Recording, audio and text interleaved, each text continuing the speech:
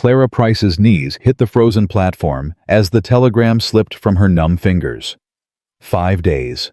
5 days she'd waited in the blizzard, her wedding dress now stiff with ice, while the town watched her hope die like embers in snow. The rancher who'd promised forever didn't exist. The money was gone.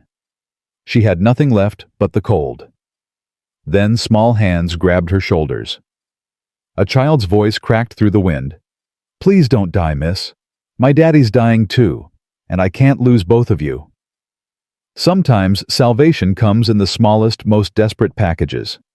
Before we begin, please subscribe to our channel and follow this story to the end. Comment your city below so I can see how far this tale has traveled across America. Now let's discover what happened when a woman with nothing met a family with everything to lose. The bench at Copper Ridge Station had frozen to Clara Price's skirt 3 days ago. Now on the 5th morning, she couldn't remember what warmth felt like. Her fingers had stopped trembling yesterday. That scared her more than the cold. "Miss Price!" The station master's voice cut through the wind. Jedediah Burke stood in his doorway, steam from hot coffee curling around his weathered face like a ghost. "Train's coming through in an hour. Last one before the pass closes for winter." Clara didn't move. Couldn't move. Her body had made its own decision about staying or going, and staying seemed easier than standing. "Miss, you hear me?" "I heard you." Burke stepped closer. His boots crunched on ice that had been her tears 2 days ago. "You'll die out here." "I know. That what you want?" Clara finally looked at him. Really looked. He had kind eyes. Probably had daughters. Probably couldn't understand how a woman could travel 2,000 miles for a man who'd never existed. "What I want doesn't matter anymore, Mr. Burke. What I want died the moment I realized Thomas Hartley's letters were lies. Every single one." Her voice cracked. "He described this town, described his ranch, described our future, and none of it was real." Burke pulled something from his coat. Not the silver dollar he'd offered before. A flask. "Drink this. Warm you up before you make decisions. I'm not drinking whiskey at dawn. It's coffee, strong coffee. My wife made it." Clara took the flask. The metal burned her frozen fingers, but she held on. The coffee tasted like salvation, bitter and harsh, and exactly what she needed. Better? No. Honest, at least. Burke sat beside her, not caring that the bench was frozen. "You got people back east?" "Had people. Father died in debt. Mother before that. Cousins who made it clear I wasn't welcome." Clara drank more coffee. Teaching position ended when the school board decided unmarried women over 25 were suspicious. "So you answered an advertisement." "I answered Hope, Mr. Burke. Hope dressed up in fancy handwriting and promises." She pulled the letters from her coat, 5 of them each more elaborate than the last. He knew exactly what to say. How I deserved better. How Wyoming needed women like me. How we'd build something beautiful together. And you believed him. Wouldn't you, if you were alone and scared and running out of options? Clara's voice rose. "I gave everything for this. Everything. My savings, my dignity, my last chance at—" She stopped. Saying it out loud made it too real. At what? At mattering. At being someone's person. At having a place in this world that wasn't just survival. The tears came then hot against her frozen cheeks. "I'm 28 years old, Mr. Burke. In my world, that's ancient. Used up. Done. This was my last chance, and it was built on lies." Burke was quiet for a long moment. Then he stood, brushed ice from his coat, and looked down at her with something that might have been respect. "You're wrong about one thing, Miss Price." "What's that?" "You matter. Right now. Right here. You matter enough that I've been checking on you every hour for 5 days. You matter enough that my wife's been cooking extra food. You matter enough that half the town's been arguing about what to do with the bride that man abandoned." "Pitying me, you mean?" "Caring about you. There's a difference." He pulled out a pocket watch. Train leaves in 53 minutes. I'll hold it for you if you need more time to decide. But decide something, Miss Price. Living or dying. East or west. But decide. He walked away, leaving Clara alone with the wind, and the cold, and the impossible weight of choosing what came next. She was still sitting there, still frozen, still deciding when the child appeared. At first, Clara thought the cold had made her hallucinate. A little girl, maybe 7, materialized from the blizzard like something out of a fever dream. She wore a man's coat that dragged in the snow, and boots 3 sizes too big. Her face was red from cold, and her eyes were the color of honey, and they held more desperation than Clara had ever seen in something so small. "You're still here." The child's voice was hoarse, like she'd been crying or screaming or both. Clara blinked. "What?" "You're still here. I prayed you'd still be here." The girl stumbled forward, and Clara saw she was shaking violently. "Please, please, you have to come with me." "Child, where's your mother?" "Dead, 2 winters ago." The girl said it like reciting a fact, like she'd said it so many times the emotion had worn away. "Daddy's dying too. I can feel it. He's dying real slow, like a candle burning down, and I can't stop it." Clara's chest tightened. "Sweetheart, your father needs a doctor, not a stranger." "Doctor can't fix what's wrong with him." The child grabbed Clara's hand with fingers that felt like ice. "You can." "I'm not a healer." "You're alive. That's more than he is right now." The girl's voice dropped to a whisper. "Please, I'm so tired of watching him disappear. I'm so tired of being alone in a house full of grief. I'm so tired of—" Her voice broke completely. Clara felt something crack inside her chest. Something that had been frozen solid since she'd realized Hartley's lies. This child's desperation mirrored her own, and in that mirror, Clara saw something she'd forgotten existed. Purpose. "What's your name?" "Josephine. Joe. Everyone calls me Joe." The girl's grip tightened. "Will you come? Just for a little while, just until I don't know. Until something changes." "Joe, I don't even know your father." "His name's Daniel Frost. We have a ranch 3 miles north. He built it with my mama before I was born. It's a good place. Was a good place. Before everything died." The name Frost fit. Everything about this moment felt frozen, suspended, waiting for something to thaw. Clara looked at the station. Burke stood in the doorway watching. He gave a small nod as if he'd been waiting for exactly this. 3 miles. I can show you. I walked it twice already today, looking for someone to help." Joe's voice turned fierce. "Everyone in town says no. Says Daddy's too far gone. Says I should go to the orphanage in Cheyenne before winter gets worse. But I won't. I won't leave him alone." "What makes you think I can help?" Joe looked at her with those honey-colored eyes, and Clara saw something that stopped her breath. Recognition. This child saw her, really saw her, saw past the abandoned bride and the frozen desperation to something underneath. "Because you're still here," Joe said simply. "Everyone else gave up. On him, on me, on everything. But you're still here, still trying to decide what's worth fighting for. That means you haven't given up yet. That means you're like him used to be. Used to be before Mama died. Before he forgot how to be alive." The train whistle blew in the distance. 53 minutes had become 20. Clara had to choose. East meant safety. Familiar failure. A slow death of spirit in some cousin's spare room teaching other people's children until she became invisible. North meant unknown. Probable disaster. A man dying of grief and a child who needed miracles Clara didn't know how to give. But north also meant 3 more miles. 3 more miles before she had to face the bigger question of what to do with a life built on ruins. "Show me," Clara said. Joe's face transformed.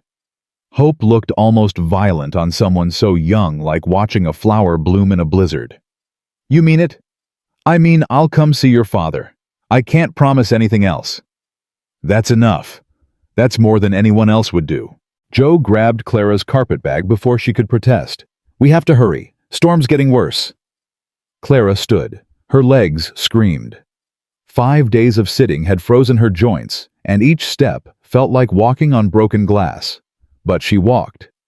Burke appeared beside her, pressing a bundle into her hands. Food, blankets, matches. His voice was gruff. Frost Place is solid. If you can't make it back tonight, you'll survive there. You know him, this Daniel Frost? Everyone knows Danny. Good man, broken man, lost his wife and forgot how to keep living. Burke's eyes were sad. But he's got that little girl, and she's been carrying both of them for 2 years. Someone needs to help before she breaks too. Clara looked at Joe, who was already 10 steps ahead, turning back with fierce impatience. Why me? Why not you? You got somewhere better to be. He had her there. The walk north was brutal. Wind cut through Clara's clothes like knives. Snow buried the road, forcing them to follow fence posts that Joe seemed to navigate by instinct. The child moved like she'd made this walk 100 times, and Clara realized she probably had. Tell me about your mother, Clara said, as much to distract from the cold as from curiosity. Joe was quiet for so long, Clara thought she wouldn't answer. Then, she was from Boston, came west with her family when she was 16. Met Daddy at a church social in Laramie. She said he was the quietest man she'd ever met, but when he looked at her, she felt loud. Felt loud? Like she mattered enough to make noise in the world. Joe's voice softened. She told me that story every birthday. How Daddy made her feel like she could be as big as she wanted. How he built this ranch just for her exactly how she dreamed it. How they were going to fill it with children and laughter and life. But I was the only baby. Mama almost died having me. Doctor said no more. She cried about that sometimes when she thought I couldn't hear. Not because she didn't want me, because she wanted to give Daddy the big family he deserved. Clara's throat tightened. I'm sure your father was grateful for you. He was. Is. I think that's part of why Mama's death broke him so bad. I look like her.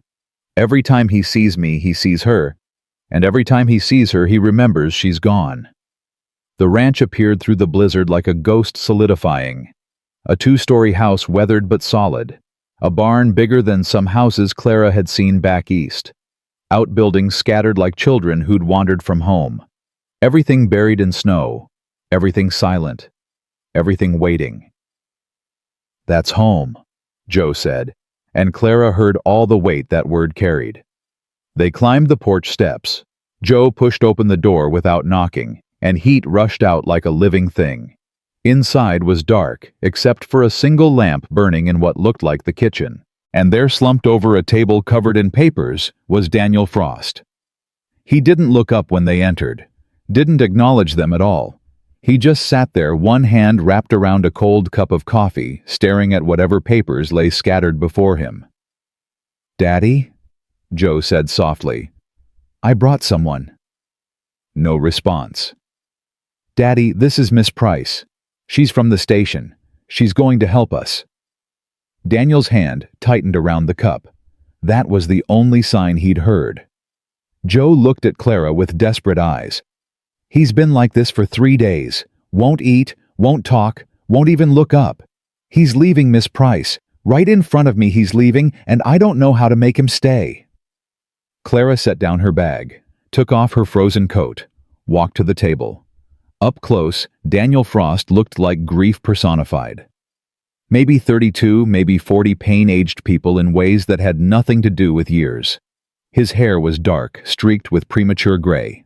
His hands were work-worn, scarred, shaking slightly. And his eyes. He wouldn't look up, so Clara couldn't see his eyes. Mr. Frost, she said. My name is Clara Price. Your daughter brought me here because she's afraid you're dying. Are you? Nothing. Because if you are, you should know that you're taking her with you. Not physically. She'll survive. She's strong. But you're killing the part of her that knows how to hope, and that's a cruelty worse than any blizzard. Daniel's shoulders tensed. I don't know you, Mr. Frost. Don't know your wife or your grief or what you're carrying. But I know about wanting to stop. I spent 5 days on a frozen bench waiting for death to feel easier than living. Your daughter saved me from that. So now I'm going to save you from it whether you want saving or not. You can't save someone who doesn't want to be saved. His voice was rough from disuse, barely above a whisper, but it was there. He was there. Clara pulled out a chair and sat across from him. You're right, but I can make dinner and ensure your daughter sleeps warm tonight. And tomorrow I can do the same. And the day after that, until you decide if you're staying or going. But while you decide someone needs to keep this child alive, might as well be the stranger who has nowhere else to be. Daniel finally looked up. His eyes were gray, storm gray, the color of sky before lightning, and they held so much pain that Clara's breath caught. Who are you? I told you, Clara Price. No. Who are you really? Why would a stranger walk into this? Clara thought about lying, about painting herself noble. But grief recognized truth, and this man needed truth more than comfort. I'm the fool who believed a liar's letters. I'm the woman who spent 5 days waiting for a man who never existed. I'm 28 and alone and out of options. Your daughter offered me purpose, and I was desperate enough to take it.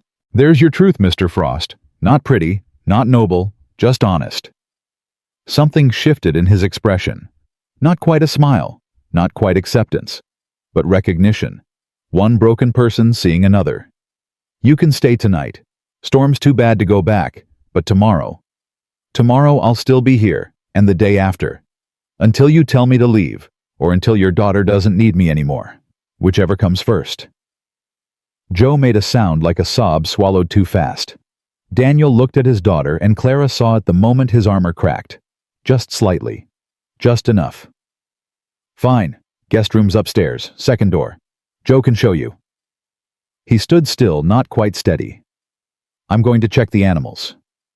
In a blizzard. Animals don't care about weather. They need tending. He grabbed a coat from a hook. Thank you for coming, Miss Price, but don't expect miracles. I'm past saving. He left through the back door, letting in a blast of snow and cold. Joe grabbed Clara's hand. He spoke. He hasn't spoken in 3 days. You made him speak. I made him angry. Not the same thing. It's a start. Joe's grip tightened. Please don't leave. Please. I know you don't know us. I know this is strange. But please. Clara looked at this child, this fierce, desperate, hope-filled child, and made a decision that had nothing to do with logic. I'll stay, Joe. For now, I'll stay. The girl threw her arms around Clara's waist, and Clara felt the violence of her relief. How long had she been carrying this alone? How long had she been the only one fighting? Come on, Joe said, pulling back and wiping her eyes. I'll show you around. It's not much, but it's warm. And we have food. Daddy won't eat, but we have food. The house was larger than it looked from outside. The main floor held a kitchen that opened to a living area, both dominated by a massive stone fireplace. The furniture was simple but well made. Everything clean but dusty, like someone had been maintaining habits without caring about the purpose. Upstairs were 4 bedrooms. Joe's was small, filled with books and clothes, and the careful disorder of a child raising herself. The guest room was spare but comfortable, and at the end of the hall was a door Joe didn't open. That's Daddy's room. He doesn't sleep there anymore. Sleeps in the barn most nights. Says the house is too quiet. And you? I sleep here alone and pretend I'm not scared. Joe's voice was matter-of-fact, like she'd long since accepted this as normal. Sometimes I sleep in Daddy's bed just so it doesn't get too cold, but I always get up before he might come home. Don't want him to feel bad about it. Clara's heart fractured a little more. Joe, you're 7 years old. You shouldn't have to worry about managing your father's feelings. Someone has to, and there's only me. Not anymore, Clara thought. Not if I can help it. They went back downstairs. Clara assessed the kitchen with practiced eyes. Well-stocked but disorganized. Food bought but not used. A layer of dust on the stove suggested weeks of minimal cooking. "When's the last time you had a real meal?" Joe shrugged. "Daddy brings home meat sometimes. I make biscuits. We manage." "That's not what I asked." 2 weeks, maybe 3. Mrs. Henley from the next ranch over used to bring food, but Daddy told her to stop. Said we were fine, so she did. They weren't fine. That much was obvious. Clara rolled up her sleeves. "Then we're making dinner, real dinner, and your father's going to eat it even if I have to force feed him." Joe's eyes went wide. "Good luck with that." "I don't need luck. I need a pot and some of that meat he brought home." They worked together, and Clara felt something loosen in her chest. Purpose, direction, a reason to keep her hands moving and her mind busy. Joe was surprisingly competent for her age. Could handle a knife, knew where everything was kept. Moved through the kitchen like she'd been doing this for years. Because she had been. "Your mother taught you to cook?" "Had to. She got sick real gradual, so she taught me everything before she couldn't anymore. How to cook clean garden-tend animals. Everything." Joe chopped carrots with careful precision. She said a woman who couldn't take care of herself would always be at someone's mercy. She wanted me to be at my own mercy. Smart woman, Clara thought. And heartbreaking that she'd had to prepare her daughter for survival at 5 years old. An hour later, the kitchen smelled like civilization. Beef stew bubbled on the stove, rich and thick. Fresh biscuits cooled on a towel. Coffee percolated strong enough to wake the dead, which they might need given Daniel Frost's current state. He came in from the barn as darkness fell, completely covered in snow, moving like every step hurt. He stopped at the kitchen door, staring at the scene before him. Joe setting the table. Clara stirring the stew.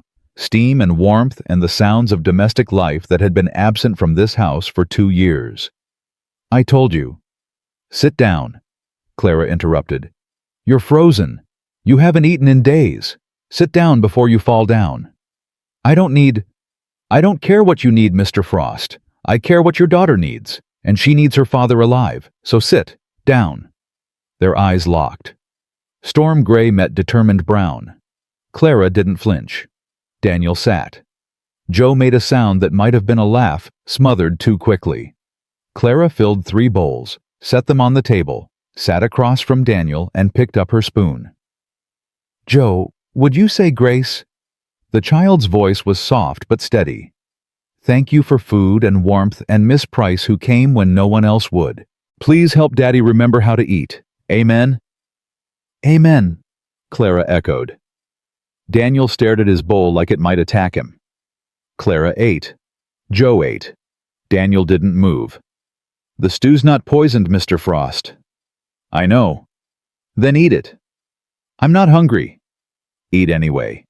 Your daughter's watching you starve yourself, and that's a cruelty you don't get to pretend isn't happening." His hand shook as he picked up the spoon. He took 1 bite, then another.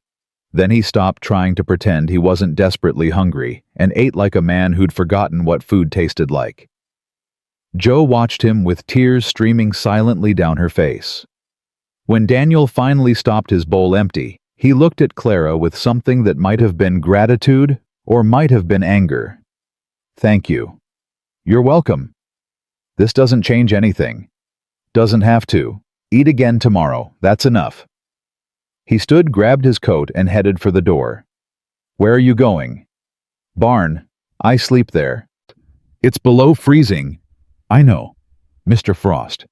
"Don't." His voice cracked. "Don't try to fix this. You can stay. You can help Joe, but don't try to fix me. I'm too broken for fixing." He left. Joe wilted, her tears coming faster now. Clara pulled the child close. "It's all right." "It's not. He's leaving. He's dying right in front of me, and I can't stop it." "You can't. But maybe together we can slow it down long enough for him to remember why staying matters." Clara stroked Joe's hair, and the girl leaned into the comfort like she'd been starving for it. "I can't promise miracles, Joe, but I promise I won't give up easily. Deal?" Deal. That night, Clara lay in the guest room listening to the house settle, listening to Joe crying softly down the hall, listening to the wind howl like all the grief in the world had found voice. She'd come here by accident, by desperation, by one child's fierce refusal to let go. But lying there in the dark, Clara realized something had shifted. She wasn't waiting anymore, wasn't frozen on a bench deciding between living and dying. She was here, in this house, with this broken family. And maybe broken things could be mended if someone was stubborn enough to try. Outside in the barn, Daniel Frost sat in the cold and tried to remember why he was still breathing. His hands shook. They always shook now. Too much grief. Too much weight. Anna would be so disappointed in him. Anna with her laughter and her fierce love, and her absolute certainty that life was worth living even when it hurt. But Anna was gone. Had been gone for 2 years, and every day since felt like drowning in slow motion.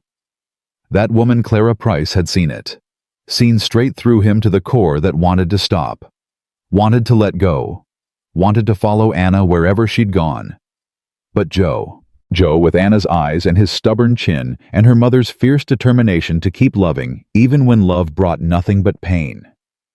He couldn't leave Joe, wouldn't leave Joe, but he didn't know how to stay. Daniel pulled Anna's shawl from where he kept it hidden in the hay, pressed it to his face. It didn't smell like her anymore. Hadn't for months. But he pretended. Tomorrow, he thought. Tomorrow, he'd ask Clara Price to leave. Get back to whatever life she'd come from. Stop trying to resurrect things better left buried. Tomorrow. But for tonight, he'd stay here in the cold and remember what warmth felt like. And in the house, Clara Price made a decision that would change 3 lives forever. She wasn't leaving. Not tomorrow. Not next week. Not until Daniel Frost remembered how to be alive, or until she'd given everything she had trying. The blizzard raged on, but inside, something had begun to thaw. Clara woke to silence so complete it felt like the world had stopped breathing. For a moment, she forgot where she was, forgot the frozen bench, the desperate child, the broken man in the barn. Then the cold seeped through the quilts, and memory crashed back like a fist to the chest. She dressed quickly in yesterday's clothes, still damp from snow. Her reflection in the small mirror showed a woman she barely recognized. Hair tangled, face drawn, eyes that had seen too much in too short a time. Downstairs, Joe was already awake feeding logs into the fireplace with the mechanical efficiency of someone who'd done this every morning for 2 years. "Did you sleep?" Joe jumped, dropping a log. "Some. You? Enough." Clara moved to the kitchen, assessing what needed doing. Everything. "Has your father come in yet?" "No. He won't. Not until he thinks I'm still sleeping." Joe's voice was flat, reciting facts. "He checks the animals, fixes whatever broke overnight, then hides until he can't avoid me anymore. That stops today." "Miss Price." "It stops today," Clara repeated, pulling on her still frozen coat. "Where's the barn? You can't just watch me." The cold outside hit like a slap. Clara's lungs seized, and for a moment she understood why people simply gave up in weather like this. Every breath hurt. Every step was a battle. The barn loomed ahead larger than some churches she'd seen back east. She pushed through the door and found Daniel exactly where she'd expected him. Sitting on a hay bale, hands wrapped around nothing, staring at something only he could see. "Mr. Frost." He didn't look up. "Thought I told you not to try fixing me." "I'm not here to fix you. I'm here to tell you that your daughter hasn't slept through a full night in 2 years, that she's raising herself while you hide from the fact that she looks like her mother, that she's drowning, and you're too busy drowning yourself to notice." Now he looked up. Anger flashed in those gray eyes, and Clara was glad. Anger was better than the empty nothing she'd seen last night. "You've been here one day. One. Don't pretend you understand. I understand that grief is heavy. I understand wanting to stop. I understand that living hurts more than dying would." Clara stepped closer. "But I also understand that child in that house is trying to carry both of you, and she's 7 years old, Mr. Frost. 7. And you're letting her." Daniel stood, and Clara realized how tall he was, how broad, how easy it would be for him to intimidate her into backing down. She held her ground. "Get out of my barn." "No." "I said, I heard what you said, and I'm saying no. I'm staying. I'm helping Joe. And you're going to stop sleeping in a frozen barn like some martyr and start acting like the father she deserves." His jaw clenched. "You don't know what you're talking about." "Then explain it to me. Explain how letting your daughter watch you die of grief is somehow noble. Explain how abandoning her to care for herself is somehow justified because you miss your wife." "Don't you dare." "Your wife died. Your daughter is dying. Which one are you going to choose?" The silence that followed felt like lightning about to strike. Daniel's hands curled into fists. His whole body shook, and Clara wasn't sure if it was rage or cold or both. "You have no right." "I have every right. Joe gave it to me when she begged me to save you. So I'm going to stand here until you decide. Her or the ghost. Choose." "It's not that simple." "It is exactly that simple. Love her or lose her. Those are your options." Daniel turned away, shoulders heaving. When he spoke again, his voice was barely audible. "I don't know how." "How to what?" "How to be her father without seeing Anna. How to look at her without remembering. How to love what's left when what's lost was everything." Clara felt her anger crack. Underneath was something softer, something that understood. "You do it anyway. You look at Joe and see Anna, and you love them both. You remember what you lost, and you fight for what remains. You hurt every single day, and you get up anyway. That's how." "I'm so tired." The admission broke something in Clara. This man wasn't refusing to try. He was too exhausted to know where to start. "Then let me help. Not forever. Just until you remember how." She softened her voice. "Come inside, Mr. Frost. Eat breakfast. Talk to your daughter. 1 hour. If it's unbearable, you can come back out here and freeze. But give her 1 hour." "Why do you care? You don't know us." "I care because Joe asked me to. Because no one asked for me, and I remember how that feels. Because maybe if I help someone else's broken family, I won't feel so broken myself." Daniel studied her for a long moment. Then slowly he nodded. 1 hour. 1 hour. They walked back to the house together, not speaking. Clara pushed open the door to find Joe standing at the stove, her back rigid with tension. "Daddy!" Daniel stopped. Clara saw him struggle, saw the moment he almost turned and ran. Then he forced himself forward. "Morning, Joe Bug." The child's face transformed. That one word, that stupid nickname, undid her completely. She ran to him, and he caught her, and they stood there holding each other like survivors of separate shipwrecks who'd found each other in the wreckage. "You came inside," Joe whispered. "You actually came inside." "For breakfast. Miss Price said you made breakfast." "I can. I mean I will. I mean—" Joe pulled back, swiping at her eyes. "Sit down. I'll make eggs, and bacon, and coffee. Lots of coffee." Daniel sat at the table looking uncomfortable in his own kitchen. Clara joined him, giving him no space to retreat. Joe cooked with frantic energy, talking nonstop, like if she stopped the spell would break. She talked about the chickens, the weather, a book she was reading, anything and everything except the elephant in the room. Her father was actually present. They ate in careful silence, each bite feeling like diffusing a bomb. One wrong word, and Daniel would bolt. Clara could see it in the tension of his shoulders, the way his eyes kept drifting to the door. "The animals need tending," he said, finally pushing back from the table. "Storm damaged the fence in the south pasture. Have to fix it before—" "I'll help," Clara heard herself say. Both Frosts stared at her. You'll what? Daniel asked. Help. With the fence. You can't do it alone in this weather. Miss Price, you're a woman, I noticed, but I have 2 hands and I follow instructions. Unless you'd rather Joe help you, which means leaving her alone in the house while you're both out in a blizzard. She'd trapped him neatly, and they both knew it. Fine, but don't complain when you freeze.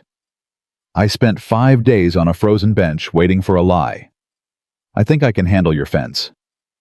Joe looked between them with something that might have been hope or might have been terror.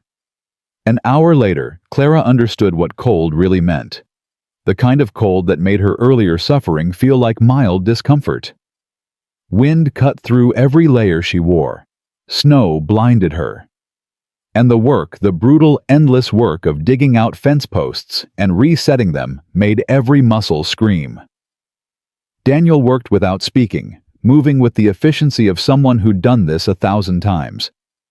He didn't help her when she struggled. Didn't slow down. Just kept working. Like if he stopped, he'd remember he was supposed to feel something. Why are you really here? His question came after an hour of silence. Clara drove her shovel into frozen ground, trying to catch her breath. I told you why. You told me a story. About letters and disappointment and nowhere else to go. But that doesn't explain why you're standing in a blizzard fixing a stranger's fence when you could be on a train heading somewhere warm. Maybe I don't know warm anymore. That's not an answer. Clara stopped working, looked at him directly. Fine. You want the truth. I came here because your daughter looked at me like I mattered. Like my existence had purpose beyond being a cautionary tale. No one's looked at me like that in years, Mr. Frost. So I followed her home like a stray dog, and now I'm too stubborn to leave until I've earned that look. Daniel was quiet for a long moment. Then, call me Daniel. If you're going to freeze to death fixing my fence, least you can do is use my given name. Clara. I know. Joe told me approximately 47 times last night. Despite everything, Clara almost smiled. She talks about you constantly. I know. She's terrified of losing you. I know that too. Then why? Because every time I look at her, I see Anna dying. See her getting weaker and sicker and me being completely helpless to stop it. See her last breath and the way Joe screamed when she realized her mother was gone. Daniel's voice went rough. And I can't go through that again. I can't watch Joe grow up and get sick and leave me like Anna did, so I'm leaving first, before I love her so much that losing her destroys whatever's left of me. Clara felt the air leave her lungs. That's the most cowardly thing I've ever heard. Daniel's head snapped up. Excuse me. You heard me.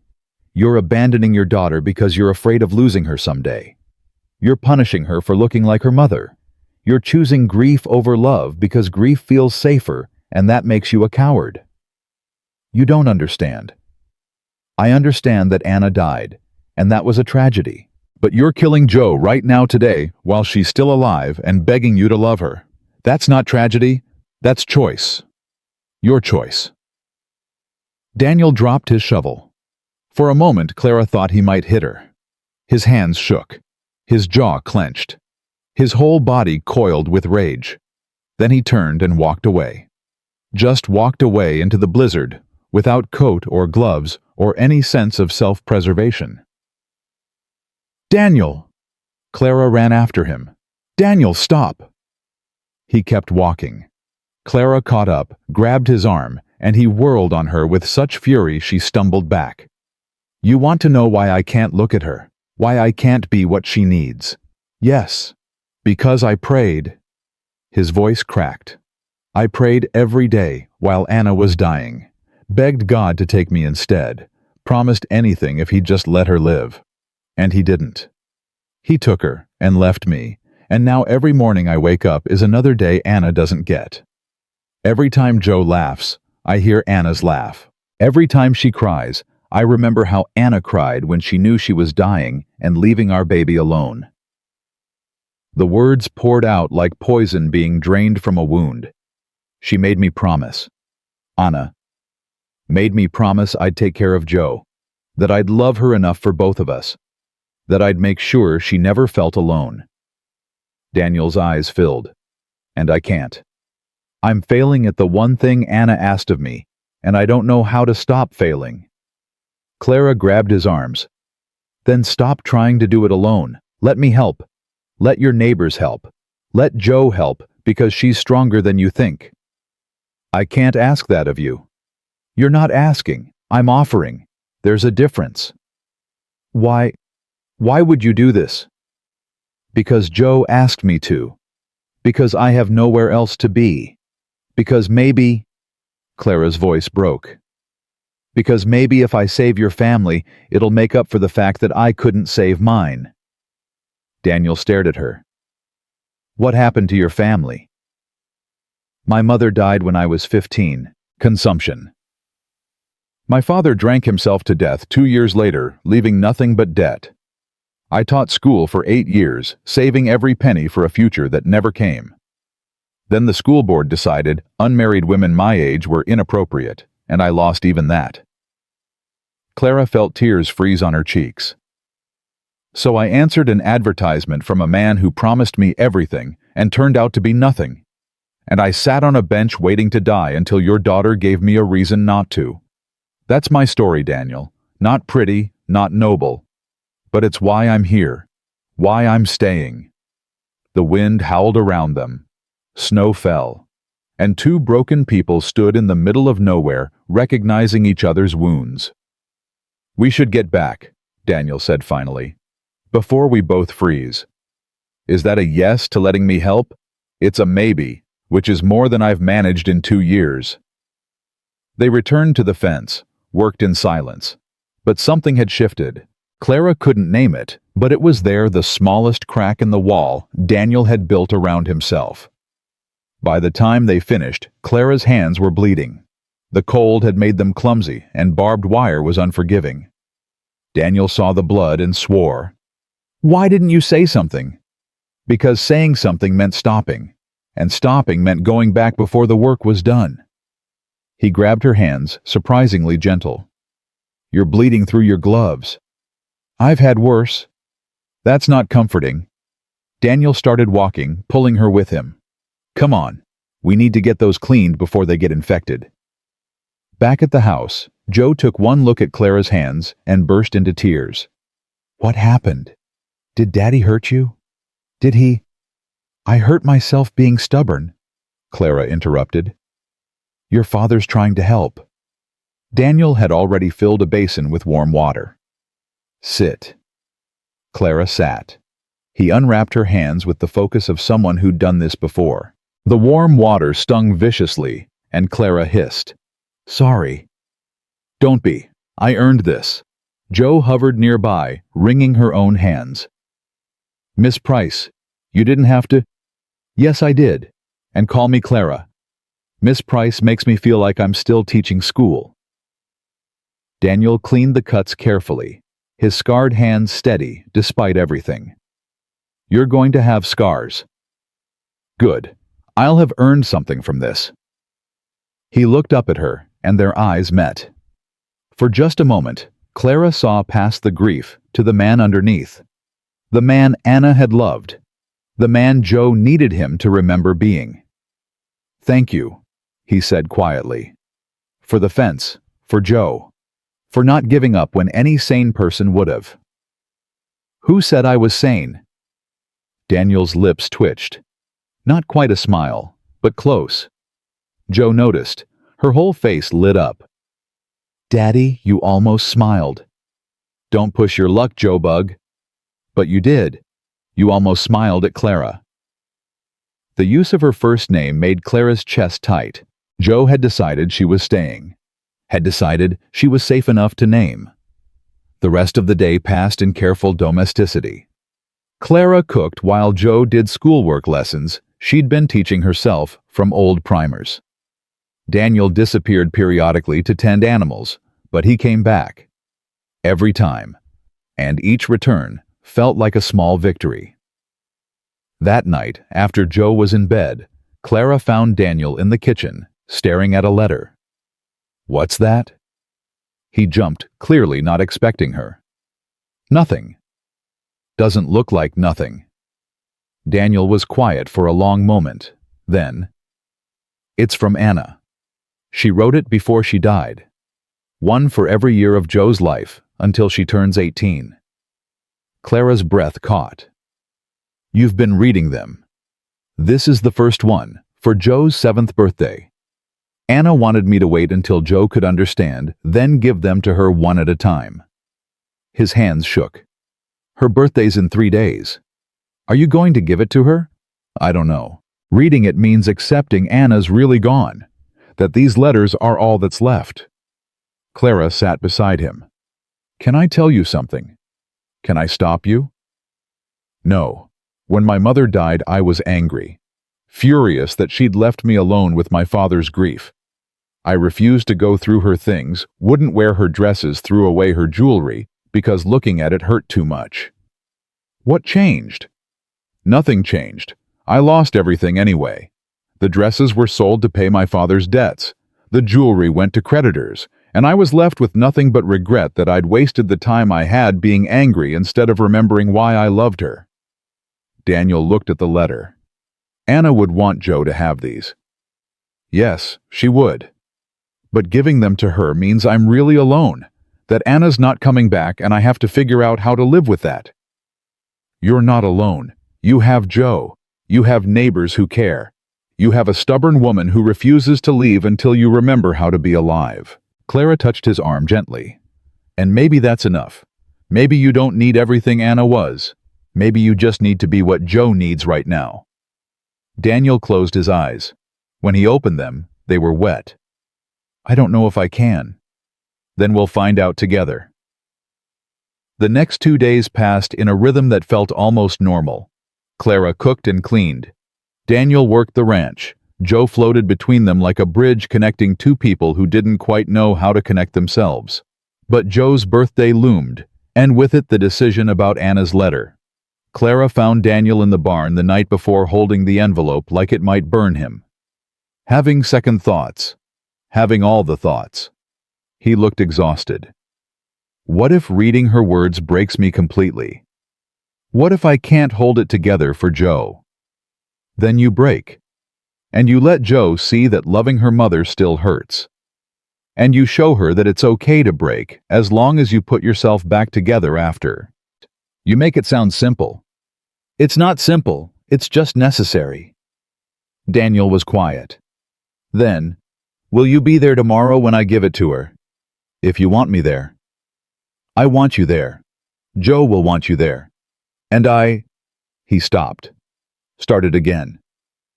I don't think I can do this alone. You don't have to. That's what I keep trying to tell you. Joe's birthday dawned clear and cold. Clara made the child's favorite breakfast pancakes with preserved berries from the cellar. Joe's excitement was tempered by confusion. Daddy remembered? Of course I remembered. Daniel's voice was rough. It's your birthday, Joe Bug. I always remember. But you haven't said anything for 2 years. The accusation hung in the air. Daniel flinched, but he didn't run. I know, I'm sorry, but I'm saying it now. Happy birthday, Josephine Marie Frost. 7 years old, smart as a whip, brave as a bear, and loved more than you know. Joe's eyes filled. You haven't called me Josephine since Mama died. I know, I'm trying to do better. After breakfast, Daniel pulled out the letter. Joe's confusion turned to shock. What is that? It's from your mother. She wrote it before she died. One for every birthday until you're grown. Daniel's hands shook. This one's for today. Joe took the letter like it was made of glass. Mama wrote this for me. For this exact day. She wanted you to know she'd still be here even when she couldn't be. Joe opened it with trembling fingers. Read silently. Tears streamed down her face, but she didn't make a sound. Clara watched Daniel watch his daughter and saw his composure crack. He was crying too silently, like crying might disturb whatever sacred moment this was. Finally, Joe looked up. She said she loves me. Said she'll always love me. Said Daddy would take care of me and make sure I never forgot her. That's right. She said you'd be sad for a while, but that one day you'd be happy again, and that it was okay, that she wanted you to be happy. Joe's voice broke. She said she'd be waiting for both of us, but not for a long, long time, that we had to live first, really live, for her. Daniel pulled Joe into his arms, and they held each other while grief and love and loss all crashed together. Clara started to leave to give them privacy, but Joe reached out. Stay, please. You're part of this too now. So Clara stayed. And the three of them sat together while the morning light painted the kitchen gold, and Anna's words reminded them that love didn't end with death, it just changed shape. Later, much later, after Joe had gone outside to play in the snow, Daniel found Clara in the kitchen. Thank you. For what? For making me give her that letter. For being here. For not letting me hide anymore. He paused. I'm not fixed. I'm still broken. But maybe I'm ready to start healing. That's all anyone can ask. I need to tell you something. About why I've been sleeping in the barn. Clara waited. It's not just grief, it's guilt. I blame myself for Anna dying. She got sick delivering Joe, almost died then, and the doctor said no more children. But she wanted more, kept saying she felt incomplete, and His voice cracked. I wanted her happy more than I wanted her safe. So I didn't fight hard enough when she talked about trying again. Didn't protect her from her own desires, and she got sick. Fever that wouldn't break, and it killed her. Daniel, that wasn't your fault. Wasn't it? If I'd been stronger. If I'd said no. If you'd said no, she would have resented you. Would have felt like you were treating her like a child instead of a partner. You loved her enough to respect her choices even when those choices were dangerous. That's not guilt. That's love. It got her killed. No, sickness got her killed. Bad luck. Tragedy. Not you. Daniel looked at her with raw, desperate eyes. How do you forgive yourself when you couldn't save the person you loved most? You don't. You just learn to live with the weight. And you let people help you carry it. He reached out, hesitated, then took her bandaged hand. Can I ask you something? Yes. Why haven't you left? You've been here almost a week. The storm's passed. You could go back to town, get on a train, find somewhere that isn't this broken ranch with this broken family. Clara looked at their joined hands, at the scars she'd earned helping him, at the kitchen she'd cleaned, at the life she was building from nothing. Because I'm broken too. And maybe broken things fit together better than whole things ever could. Daniel squeezed her hand gently. I'm glad you're here, Clara Price. I'm glad I'm here too, Daniel Frost. Outside, Joe shrieked with laughter, and they both turned to look. She was building a snow fort, her cheeks red with cold and joy. She's happy, Daniel said, wonder in his voice. I haven't seen her this happy since her mother died. Yeah, she's allowed to be happy. You both are. Anna would want that. How do you know? Because that's what love is. Wanting the people you leave behind to keep living, to find joy again, to be okay without you, even when it hurts that they're okay without you. Daniel was quiet. Then, you're very wise for someone who spent 5 days on a frozen bench. Or very broken. Hard to tell the difference sometimes. They stood there together watching Joe play, and for the first time since Anna died, Daniel Frost felt something other than grief. It wasn't happiness. Not yet. But it was possibility. And possibility was enough. That night, Daniel came into the house for dinner without being asked. He talked to Joe about her day. He laughed, actually laughed at something she said. And when it was time for bed, he read her a story from one of Anna's old books. Clara watched from the kitchen cleaning dishes and trying not to cry at the simple domesticity of it all. After Joe was asleep, Daniel found her still in the kitchen. You don't have to clean. I know, but it gives me something to do besides think. Think about what? About how I've been here a week and haven't thought once about leaving. About how your daughter calls me by my first name and trusts me with her tears. About how I feel more at home in this broken house than I ever did in Philadelphia. Daniel moved closer. Would it be so terrible staying? No. But it would be complicated. People will talk. Let them talk. Daniel, I'm a woman with no reputation living in a house with a widower and his child. That's scandal, not respectability. Then we make it respectable. Clara's hands stilled in the wash water. What are you saying? I'm saying Joe needs a mother. I need help. You need a home. And maybe there's something here worth building. That's the grief talking. No, it's the clarity. I've been drowning for 2 years, Clara. You threw me a rope. I'm asking if you'll help me climb out. Clara turned to face him, water dripping from her hands. I'm not Anna. I know. I can't replace her. I'm not asking you to. I'm asking if you'll help me remember how to live. How to be Joe's father. How to build something new from what's left. That's not a proposal. That's a business arrangement. Maybe. But it's honest. And maybe honest is better than pretty lies. Clara studied his face, saw the exhaustion, the hope, the desperate need for someone to say yes when every part of him expected no. Ask me in a month. If you still want this, if Joe still wants this, ask me when grief isn't so loud you can't hear anything else. And if I do, then we'll talk about what respectable looks like in Wyoming territory. Daniel smiled. Actually smiled. Deal. Outside the wind howled, but inside something warm was taking root. Something fragile and new and desperately hopeful. Clara went to bed that night thinking about the letter from Thomas Hartley still tucked in her bag. The lies that had brought her here. The truth she was building from ruins. She'd come west looking for a husband, a home, a future built on promises. Instead, she'd found a broken widower, a grieving child, and a ranch buried in snow. And somehow, impossibly, she'd found exactly what she needed.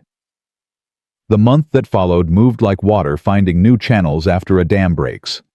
Slow at first, uncertain, then gaining momentum, as everyone learned to navigate this strange new arrangement. Clara woke before dawn, each morning habit from years of teaching school, making sleep past sunrise impossible. She'd find Daniel already up feeding the fire, making coffee that could strip paint, but somehow tasted like comfort. They'd work in parallel silence, her preparing breakfast, him checking stock and weather, until Joe stumbled down, still half asleep, but determined not to miss a moment with both of them present. You're both still here, Joe said every morning, like she expected to wake and find it had all been a dream. Still here, Clara would answer. Still here, Daniel would echo, and Joe's relief never quite faded, no matter how many times they reassured her. 2 weeks in the first real test came on horseback. Literally. Clara was in the kitchen when Joe burst through the door, face white with panic. It's Duchess. She's foaling and something's wrong and Daddy needs help, but there's no one else and... Clara was moving before Joe finished. She'd never birthed a foal. Never even seen it done. But Daniel's voice carried from the barn tight with fear, and that was enough. The mare was down, thrashing eyes rolling white. Daniel knelt beside her, hands bloody, face drawn. Can't get the foal turned. It's breech and I can't. My hands are too big. Can't reach. Tell me what to do. Daniel looked up, saw Clara, and something like relief crossed his face. Your hands are smaller. If you can reach in, feel for the hooves, try to turn. Show me. He guided her hands, his voice steady, despite the trembling in his fingers.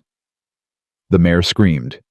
Clara felt the foal inside, positioned wrong, dying along with its mother if they didn't act fast. There. Feel that. That's the hind leg. Need to push it back. Bring the front legs forward. Clara did as instructed, fighting nausea and fear, and the mare's contractions trying to force her hands out.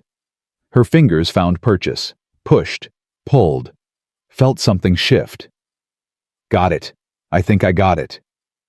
Pull. Gentle but firm. Don't stop. She pulled. The mare screamed again. And then suddenly there was a foal, wet and struggling and alive, hitting the straw in a tangle of impossibly long legs. Clara sat back, covered in blood and birthing fluids, shaking so hard her teeth chattered. Daniel was grinning. Actually grinning. You did it. Clara, you saved them both. I just followed your instructions. You didn't panic. Most people panic. He reached over, squeezed her shoulder. Thank you. Joe appeared in the barn doorway, saw the foal, and burst into tears of relief. She ran to Clara, not caring about the blood, and hugged her fiercely. You saved Duchess. You saved the baby. Your father saved them. I just have smaller hands. But later, after they'd cleaned up and the mare was nursing her foal, Daniel found Clara alone in the kitchen. I meant what I said. Thank you. Anna used to help with the difficult births. Since she died, I've lost 2 foals because I couldn't manage alone. You didn't have to help. Yes, I did. That's what partners do. The word hung between them.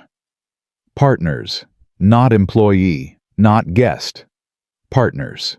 The month's not up yet, Daniel said quietly. I know. But I need to tell you something before it is. Before you make any decisions. Clara's stomach tightened. All right. The ranch is in debt. Not foreclosure yet, but close. Anna's Dr. Bill's funeral costs 2 years of me barely holding things together. He stopped, jaw clenched. If we don't have a good spring calving, if we lose too many head to the winter, we might lose everything. Why are you telling me this? Because if you stay, you're tying yourself to a sinking ship. And that's not fair unless you know exactly what you're getting into. Clara absorbed this. The crumbling ranch, the mounting debts, the very real possibility of losing everything they were trying to build. How much time do we have? Tax assessor comes in May, 4 months. If we can't pay, they auction the land. How much do you owe? $300. Clara's breath caught. $300. A fortune. Impossible. That's why the month deadline matters, Daniel continued. I need to know if you're in this, really in this. Because if you're not, I need to start making other plans. Maybe sell some land. Maybe send Joe to live with Anna's sister in Denver while I figure things out. You'd send Joe away, if it meant keeping her fed and safe. Yes. His voice cracked. I can't let pride kill my daughter Clara. She understood then. This wasn't just about her staying or leaving. This was about whether they fought together or Daniel faced ruin alone. I have money. Daniel's head snapped up. What? Not much. $73. I've been saving it since I arrived from the small jobs Mrs. Burke gives me from selling preserves to the neighbors. It's not 300, but it's something. Clara, I can't take your money. You're not taking it. I'm investing it. In this ranch. In Joe's future. In... She stopped. Started again. In us. Whatever us means. Daniel stared at her. You'd risk everything on a failing ranch and a broken man. I'd risk everything on a good man trying to heal, and a little girl who deserves better than watching her father give up. As for the ranch, Clara straightened her shoulders. We have 4 months. We'd better figure out how to make $300. That night they sat at the kitchen table with papers spread between them. Joe was asleep upstairs, oblivious to the danger her home was in. We could sell cattle early, Daniel said. But winter prices are terrible. We'd lose money. What about horses? You have good breeding stock. Need them for spring work. Can't sell what we need to survive. Clara studied the numbers, her teaching mind calculating possibilities. What if we didn't just sell cattle? What if we sold value-added products? Speak plain. Beef, but processed. Smoked, jerked, preserved. Ranch wives do it for their families. What if we did it for sale towns like Copper Ridge? They have miners, railroad workers, people who need portable food. We could charge 3 times what we'd get for live cattle. Daniel frowned, thinking, that's a lot of work. We have 4 months and 3 people. We can work. You'd do that, spend your days in a smokehouse processing meat. I'd do worse to keep Jo from losing her home. Something shifted in Daniel's expression. Not quite hope, but not despair either. All right, we try it your way. But Clara, if this doesn't work, if we lose everything anyway, then we lose it fighting, together. The work began the next day. Daniel slaughtered 4 steers, more than he'd planned, betting everything on Clara's idea working.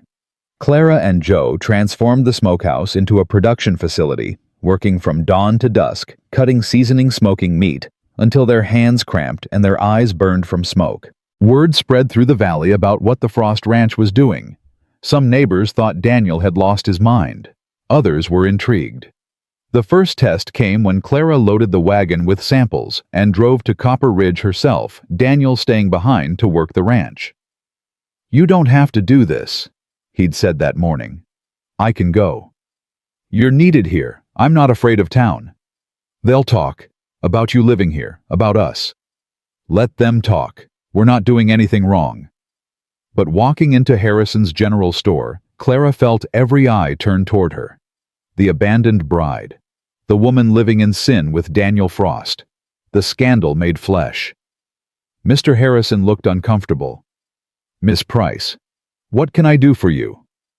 I'm selling smoked beef, premium quality, perfect for miners, travelers, anyone who needs food that won't spoil. She set samples on the counter. Try it. Harrison did. His eyebrows rose. This is good? It's excellent.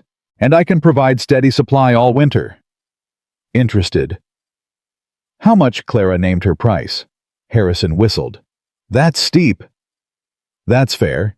You won't find better quality anywhere. A miner who'd been listening spoke up. I'll take 5 pounds, if it's as good as he says.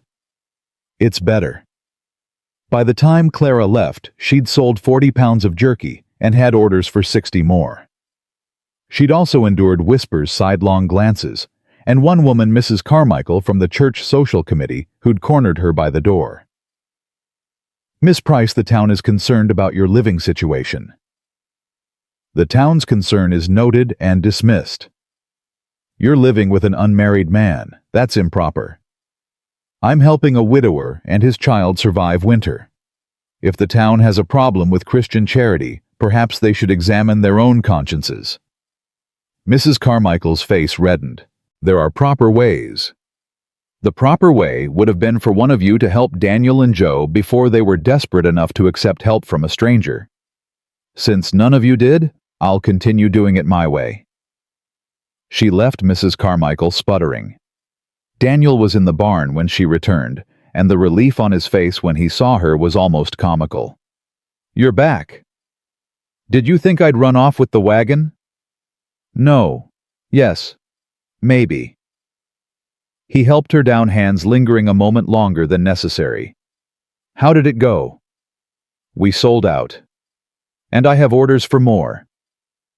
His face transformed. Clara.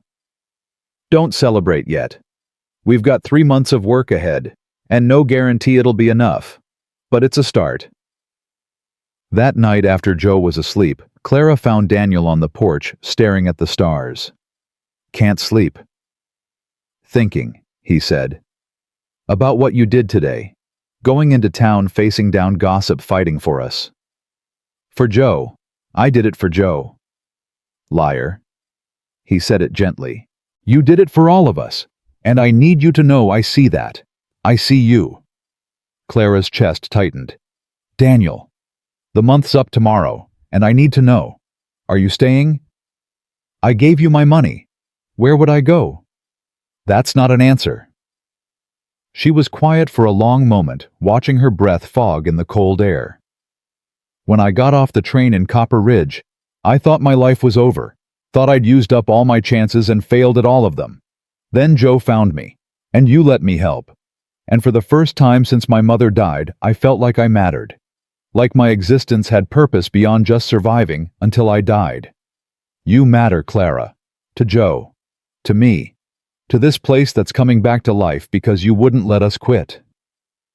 I'm staying, she said finally. Not as an employee, not as a guest, as a partner.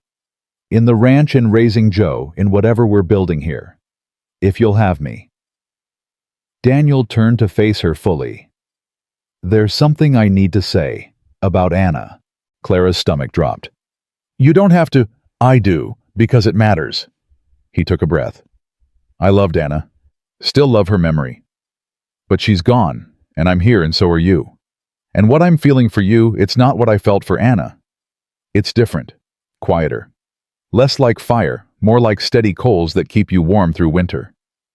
Daniel. I'm not asking you to be her. I'm asking if you'd consider being you. Here. With us. Permanently. Clara's heart hammered. What exactly are you asking? I'm asking if you'd marry me. Not for love, not yet anyway, but for partnership. For Joe's security. For making this arrangement respectable so the town can't use it against us. He paused. And maybe for the chance that partnership could become something more. Given time. That's the least romantic proposal I've ever heard. It's honest. It is that. Clara studied his face. Saw the fear beneath the careful control. Can I ask you something? Anything. If Anna were here, if she'd never died, would you be asking me this? Daniel didn't flinch from the question. No, but she's not here, and I have to live in the world that exists, not the one I wish existed. In this world you're here. You're fighting for my daughter. You're saving my ranch. And I'd be a fool not to recognize that as the gift it is. I need time to think. Take all the time you need. But Clara, whatever you decide, thank you. For giving us hope when we'd forgotten what that felt like. He went inside, leaving Clara alone with the stars and the impossible weight of the decision before her. Marriage to Daniel meant security, a home, a family. But it also meant tying herself permanently to a man still grieving his dead wife, to a ranch drowning in debt, to a future with no guarantees. She thought about Thomas Hartley's letters, the pretty lies that had promised everything and delivered nothing. Daniel was offering the opposite ugly truth that promised very little but delivered it honestly, which was more than most women ever got. The next morning, Clara found Daniel in the barn before sunrise. He looked like he hadn't slept. I have conditions, she said without preamble. His head snapped up. Conditions. If we do this, we do it as real partners. Equal say in ranch decisions. My name on the deed. Joe to be raised as our daughter, not as your daughter, that I'm helping with. Done. I'm not finished. We don't pretend this is a love match. Not to each other. Joe can think what she likes, but between us, we're honest. Always honest even when it hurts. Agreed. And if you ever compare me to Anna, if you ever make me feel like I'm a poor substitute for the woman you really wanted, I'm gone. I won't be second choice in my own marriage. Daniel stepped closer. Clara, you're not second choice. You're different choice. And different doesn't mean lesser. Promise me anyway. I promise. Anything else? One more thing. If this doesn't work, if we try and fail, we don't stay married out of obligation. We end it cleanly, and you don't punish Joe for it. That won't happen. Promise anyway. I promise. Daniel held out his hand. Partners. Clara took it. His palm was calloused, warm, steady. Partners. They told Joe that night after supper. The child looked between them with cautious hope. What does that mean, partners? It means Clara's staying, Daniel said. Permanently. We're getting married. Joe's face did something complicated. Joy, confusion, fear, all tangled together. Like Mama. No bug. Not like Mama. Different. Clara's going to be your mother in her own way. That doesn't replace the mother you lost. Just means you get two mothers who love you. One in heaven, one here. Do you love her? Joe asked Daniel. Like you loved Mama. Daniel didn't lie. Not yet. But I respect her, trust her, care what happens to her. That's a good foundation. Love can come later. Joe turned to Clara. Do you love Daddy? I care about him. About you. About this family we're building. That's enough for now. But what if it's never more than enough? What if you stay and you're not happy? Clara knelt down to Joe's level. Then I'll deal with that when it comes. But right now, I choose this. I choose you. I choose this family. That's what matters. Joe threw her arms around Clara's neck, and Clara felt the child's tears soak through her collar. Thank you for staying. Thank you for not leaving me. I'm not going anywhere, sweetheart. I promise. They married a week later in the small church in Copper Ridge, with Jedediah Burke as witness, and half the town watching in scandalized fascination. Clara wore her traveling dress cleaned and mended. Daniel wore his best shirt, the one Anna had made him years ago. Joe stood between them holding both their hands. Reverend Matthews kept the ceremony brief, clearly uncomfortable with the practical nature of this union. Do you, Daniel Frost, take Clara Price as your lawfully wedded wife? I do. Do you, Clara Price, take Daniel Frost as your lawfully wedded husband? Clara looked at this man she barely knew, this child she'd come to love, this life she was choosing over safe retreat. I do. Then by the power vested in me, I pronounce you husband and wife. No kiss. That felt too intimate for what they were. Just a handshake that became a brief, awkward hug, while Joe cheered and the town whispered. Mrs. Carmichael cornered Clara on the church steps. Well, you've made it respectable. Barely. That was the goal. Respectability. I'll take barely. The woman huffed away, and Daniel appeared at Clara's elbow. Ready to go home, Mrs. Frost? The name hit her strange.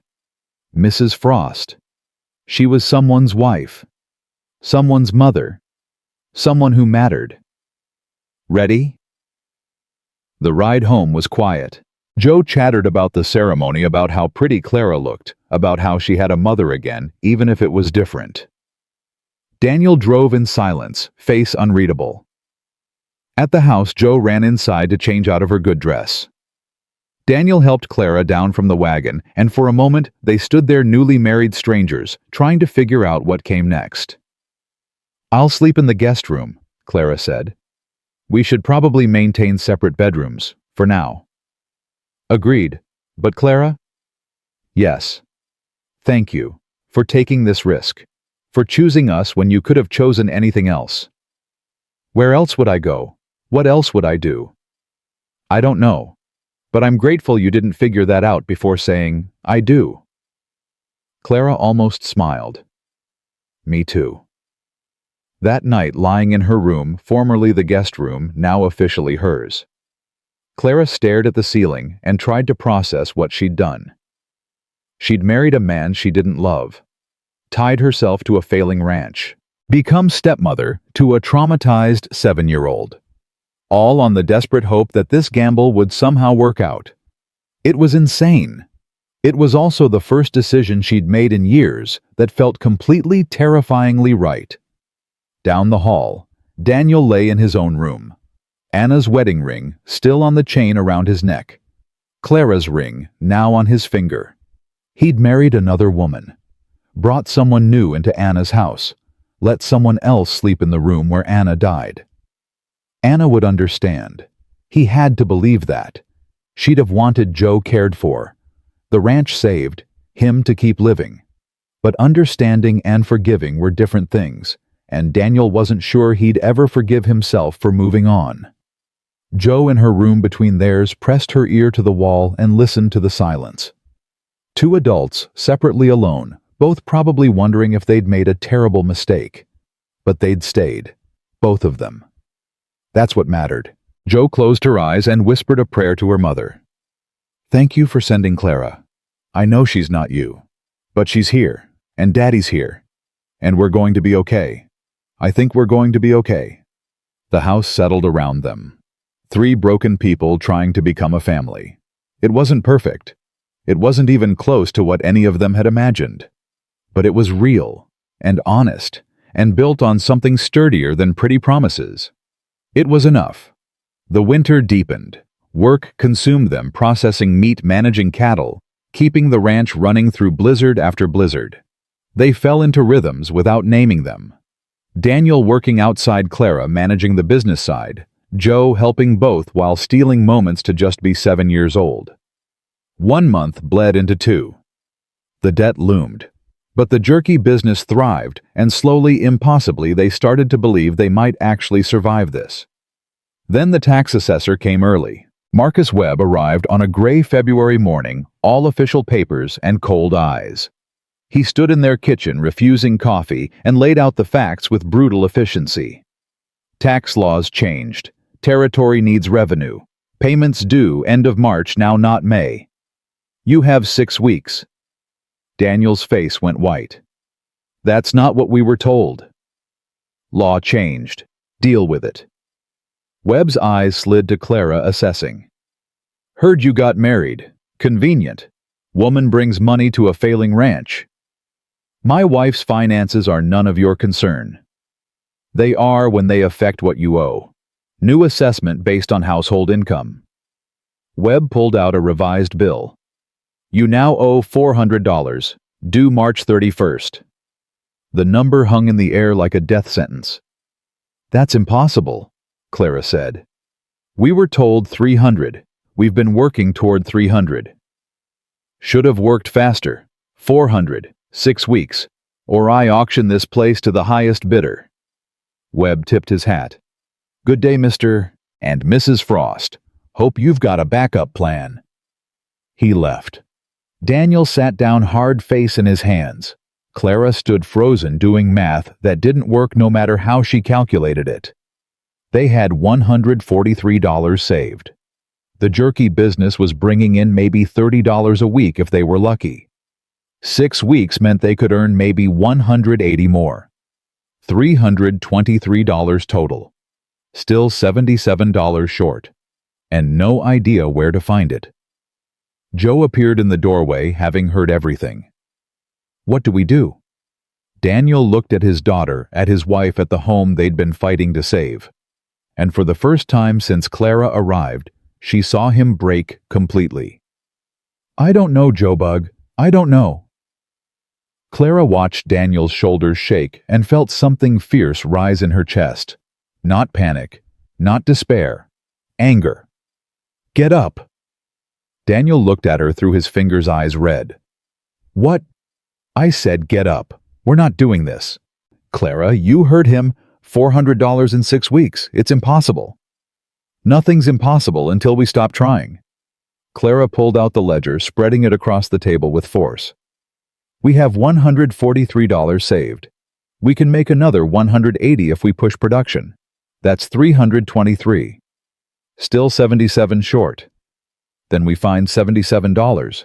We sell something. We borrow it. We figure it out. From who every neighbor's as broke as we are. The bank won't lend to a failing ranch. Daniel's voice went hollow. It's over, Clara. Maybe it's time to accept that. No. The word came from Joe. She stood in the doorway, small hands clenched into fists, tears streaming down her face, but her voice steady. No. I didn't bring Clara here so you could give up. I didn't watch Mama die so you could let her dream die too. We're fighting, all of us, together. Daniel stared at his daughter, like seeing her for the first time. Joe. Mama would be ashamed of you right now. She'd say you're being a coward, and she'd be right. Joe's voice cracked, but didn't break. So get up, Daddy. Get up and fight. Or get out of the way and let me and Clara do it without you. The silence that followed could have cut glass. Then Daniel stood, slowly. His hands were shaking, but his jaw was set. You're right. Both of you. I'm sorry. He looked at Clara. What do we do? Clara felt relief flood through her. We work. Harder than we've ever worked. We push production to the limit. And we find what we can sell that we haven't sold yet. Like what? Clara thought, fast inventory running through her mind. The breeding horses, not all of them. But we could sell 2 mares without crippling spring work. That's $40 each if we're lucky. That's still not enough. Then we sell more cattle.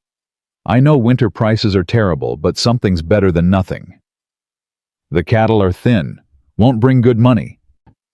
Bad money's better than no money. Clara grabbed paper, started making lists. What else do we have? Equipment we're not using, surplus goods. Daniel rubbed his face. There's Anna's things, in the trunk upstairs. Some of it's valuable. Her mother's jewelry, silver candlesticks. A music box that's worth... He stopped, unable to continue. Joe's voice was quiet. Mama would want us to use them. She'd say keeping pretty things wasn't worth losing our home. Joe, those are your inheritance, the only things left from her. The ranch is my inheritance, the one you and Mama built together. That matters more than jewelry I'm too young to wear. Joe straightened her spine. Sell it. Sell all of it. Whatever it takes. Clara saw the pain flash across Daniel's face. Selling Anna's things felt like losing her all over again. But he nodded. All right, I'll take inventory. See what might bring money. He looked at Clara. We're really doing this fighting when we're probably going to lose anyway. We're fighting because we might win, and because Joe deserves parents who don't quit when things get hard. Something shifted in Daniel's expression. Parents. Plural. That's what we are now, whether we meant to be or not. The next week passed in a blur of brutal work. Clara and Joe increased jerky production, working 16-hour days in the smokehouse until their eyes burned and their hands cramped. Daniel took 2 mares and 5 steers to market, coming back with $112 and a haunted look. Prices were worse than I thought. Had to take what I could get. Clara added the money to their savings. $355. Still 45 short, with 3 weeks remaining. That night, Daniel brought down Anna's trunk. He opened it like it might explode, pulling out items wrapped in cloth and memory. A string of pearls. Her mother's. From Boston. Silver candlesticks. Silver. Wedding present from my parents. A music box that played something soft and sad. I gave her this our first Christmas. She cried when she heard it. Each item was a piece of Anna, and Daniel looked like he was bleeding out as he set them aside. Daniel. Clara touched his arm gently. We don't have to sell everything. Maybe just... No, Joe's right. Anna would want this. She always said the ranch was our real legacy. The things are just things. But his hands shook as he wrapped the music box back up. The next day, Clara took the items to town. Mr. Harrison offered $30 for everything. That's robbery. The pearls alone are worth $50. Not to folks around here, nobody's buying luxury goods in February. Harrison's face wasn't unkind. I'm sorry, Mrs. Frost. That's the best I can do. Clara took the $30, added it to their total, and felt desperation claw at her throat. $385. Still 15 short with 2 weeks left. She was loading the empty wagon when a voice stopped her cold. Clara Price, or should I say, Mrs. Frost now. She turned to find Thomas Hartley leaning against a post, looking exactly as his letters had described him. Handsome, confident, utterly false. What do you want? Heard you married that widower, settled into ranch life. How domestic. Hartley's smile was all teeth. Must be quite different from the life I promised you. The life you promised didn't exist. This one does. Does it? Word is the Frost place is about to be auctioned. Shame. You traded one disaster for another. Clara felt rage burn through her fear. Say what you came to say and leave me alone. I'm saying I have a proposition. I'm buying land in this territory. Building an empire. The Frost Ranch would fit nicely into my plans. Hartley pulled out a document. I'll pay off your debts. All of them. In exchange, you convince your husband to sell to me at a fair price. And what's fair to you, half what it's worth. Call it a distressed sale. That's not fair. That's theft. That's business. And it's better than losing everything in auction and getting nothing. Hartley stepped closer. Think about it, Clara. You could walk away with something. Start over somewhere else. Isn't that better than watching your new family fall apart? Get away from my wife. Daniel's voice cut through the cold air like a blade. He stood at the end of the street, still as stone eyes locked on Hartley. Hartley didn't flinch. Mr. Frost, I was just making your wife a business proposition. I heard. Answer's no. You haven't heard the details. Don't need to. You're the man who lured my wife to Wyoming with lies. You think I'd do business with you? Your wife. Hartley's smile sharpened. She was supposed to be my wife, until you stole her. She chose me, after you abandoned her. Big difference. Clara stepped between them, sensing violence about to break loose. Thomas, leave. We're not interested. You will be, when the auction comes and you're homeless. Hartley tipped his hat. Offer stands until March 31st. After that, I buy the ranch for pennies from the territory and you get nothing. He walked away, leaving Clara and Daniel standing in the street. Who was that? Daniel's voice was tight. The man whose letters brought me here. The man who didn't exist. He exists now. He's a vulture. Ignore him. But Daniel was staring after Hartley with an expression Clara couldn't read. What if he's right? What if we're fighting for nothing and should take whatever we can get? Daniel Frost, don't you dare. We're not selling our home to that lying snake. Our home. You said our home. Clara realized what she'd said and meant it. Yes, our home. Mine, yours, Joe's. And we're keeping it.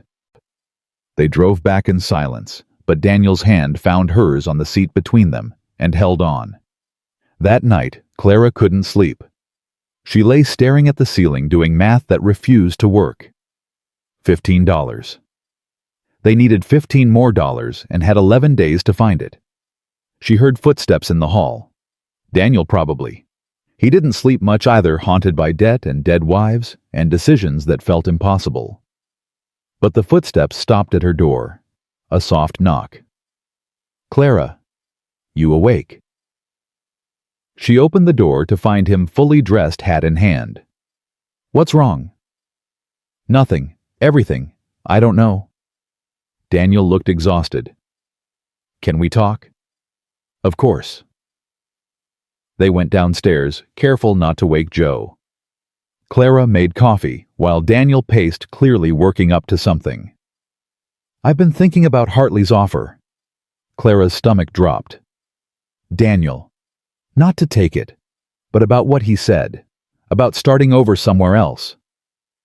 Daniel stopped pacing, faced her directly. What if we're fighting for the wrong thing? What if keeping this specific piece of land matters less than keeping our family together? This land is your family. You built it with Anna. Joe was born here. You can't just walk away. Can't I? If it means Joe stays safe and fed, if it means you don't lose everything because you tied yourself to my sinking ship. Clara stood, moved to him. Listen to me. This ranch isn't about land. It's about legacy. About proving that Anna's dream doesn't die with her. About showing Joe that we fight for what matters even when it's hard. If we sell to Hartley, we're teaching her that bullies win. That giving up is easier than fighting. Is that what you want? I want her safe. She won't be safe if she grows up believing that running away solves problems. She'll be scarred, Daniel. Maybe not physically, but here. Clara pressed her hand to his chest, feeling his heart hammer beneath. She'll carry it forever. Daniel caught her hand, held it there. When did you get so wise?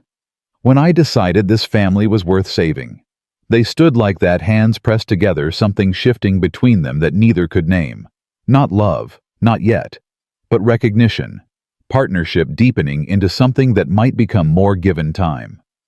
We're going to lose, Daniel said quietly. $15 might as well be 15,000. We're out of things to sell and out of time. Then we find another way. We always find another way. But lying in bed later, Clara wasn't so certain. $15, 11 days, no solutions in sight. She finally fell asleep praying to a God she wasn't sure listened to women like her. Women who'd been lied to and abandoned and made desperate choices. But she prayed anyway, because it was all she had left. The answer came from an unexpected source. 3 days before the deadline, Jedediah Burke rode up to the ranch with an expression Clara couldn't read. "Mr. Burke, what brings you out here?" "Business. Is Daniel around?" They gathered in the kitchen, coffee cooling, as Burke pulled out papers. "Heard about your situation. The whole valley has. Gossip travels fast. If you're here to offer sympathy, we appreciate it, but we need money more," Daniel said flatly. "I'm here to offer a loan. $50. No interest. Pay me back when you can." The silence was deafening. "Why?" Clara finally asked. "Why would you do that?" Burke looked uncomfortable. "Because your wife," he nodded at Daniel, "sat on my platform for 5 days and never once asked for charity beyond $1 silver. Because when I offered her escape, she chose to help a desperate child instead. Because this valley needs people who fight, and you three are fighters. Mr. Burke, we can't accept—" "Yes, you can. Pride's expensive, Daniel. Too expensive for what you're facing." Burke pushed the money across the table. "Take it. Save your ranch. Teach your daughter that asking for help isn't weakness." Daniel stared at the bills like they might bite him. Clara saw his throat work, swallowing pride and gratitude in equal measure. "Thank you," he finally managed. "Don't thank me. Just pay it forward someday when you're on the other side of disaster." After Burke left, they counted their total. $435. Enough for the tax payment, with $35 left over. Joe whooped and danced around the kitchen. Daniel sat down hard, face in his hands, shoulders shaking with relief, or tears, or both. Clara felt her own eyes burn. They'd done it. Somehow, impossibly, they'd found a way. "We should celebrate," Joe said. "Make something special for dinner." "We should save money," Daniel countered, but he was smiling. "One night. Let's celebrate one night before we go back to worrying about everything else." So they did. Clara made Anna's favorite stew recipe from the stained card Joe produced. Daniel opened a bottle of wine he'd been saving for an occasion that never came. Joe set the table with Anna's good china, declaring that if they'd sold her jewelry, they could at least use her dishes. They ate together, the three of them, and for the first time it felt like family instead of survivors, clinging to wreckage. "Tell me about when you met Mama," Joe said to Daniel. "The real story. Not the one you always tell." Daniel's smile was soft. "Real story is I saw her across a church social and forgot how to breathe. She was wearing yellow, laughing at something her sister said. And I thought, that's it. That's the woman I'm going to marry." Was she beautiful? She was everything. Beautiful, and smart, and funny, and so alive it hurt to look at her sometimes. Joe turned to Clara. "Are you beautiful?" Clara laughed. "I'm adequate." "Daddy, is Clara beautiful?" Daniel looked at Clara, really looked at her, and something in his expression made her breath catch. "Yes, different from your mother, but yes, beautiful." Clara's cheeks heated. "Daniel." "It's true. You're strong and brave and stubborn as hell. Sorry, Joe, and you see problems as challenges instead of endings. That's beautiful." Joe grinned. "Daddy thinks you're pretty." "Joe, don't." "He does. His ears turn red when he looks at you." "My ears don't." Daniel touched his ears. They were in fact red. Clara laughed, and the sound surprised her. When was the last time she'd laughed?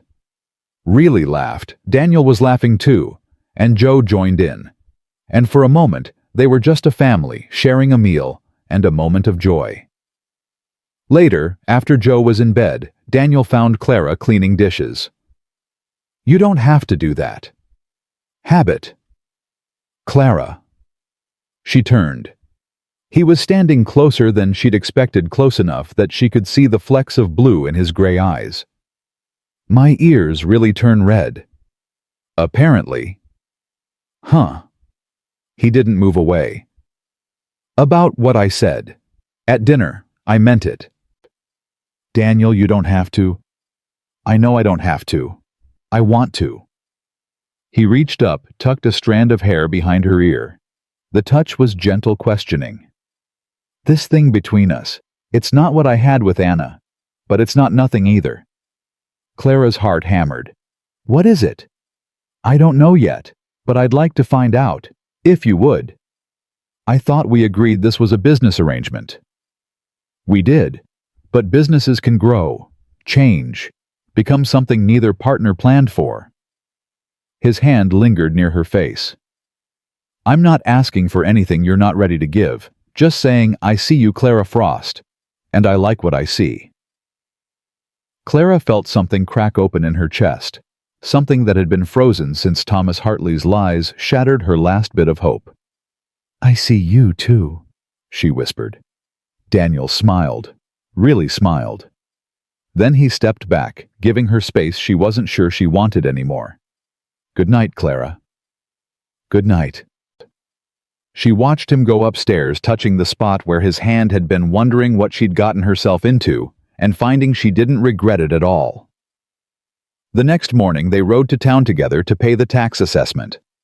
Webb looked disappointed when Daniel counted out $400 in exact change. "Well, didn't think you'd manage it." "We're full of surprises." "This doesn't solve everything. You'll still owe taxes next year, and the year after. Ranch is barely profitable." "The ranch is surviving. That's enough for now." Daniel took the receipt, folded it carefully. "We'll see you next year, Mr. Webb. Try not to look so disappointed." They walked out together, Daniel's hand on the small of Clara's back, and she felt people staring. The gossip would start immediately. The abandoned bride and the widower, their marriage of convenience, maybe becoming something more. Let them talk. "What now?" Clara asked as they climbed into the wagon. "Now we survive spring calving, then summer drought, then next winter, then the tax bill again." Daniel looked at her. "Think you can handle that? I handled you, didn't I?" "Fair point." They rode home in comfortable silence, and Clara thought about the woman who'd sat frozen on a platform 6 weeks ago. That woman had been ready to die, ready to give up, ready to accept that her life had peaked at 28 and everything after would be slow decline. This woman sitting next to Daniel Frost, driving toward a ranch she'd helped save, wearing a wedding ring she'd earned, this woman was alive. Really alive, for the first time in years. "Clara, yes. Thank you. For not leaving. For fighting. For choosing us." "Where else would I go? You're stuck with me now." "Good." At the ranch, Joe was waiting on the porch, anxious. When she saw their faces, she screamed with joy and ran to meet them. "We did it. We really did it. We did it," Daniel confirmed, swinging her up in his arms. "Ranch is safe. For now. Forever. It's safe forever because we're a family, and families don't give up." Daniel's eyes met Clara's over Joe's head. Something passed between them. Agreement. Commitment. The beginning of something neither had planned, but both needed. That night, Clara found the letter from Thomas Hartley still tucked in her bag. The original one. The lies that had brought her here. She should burn it. Destroy the evidence of her naivety. Instead, she opened it one last time. Read the empty promises, the false hopes, the pretty words that meant nothing. Then she wrote across it in firm script, "This led me to the wrong place and the right life. Thank you for being exactly who you were."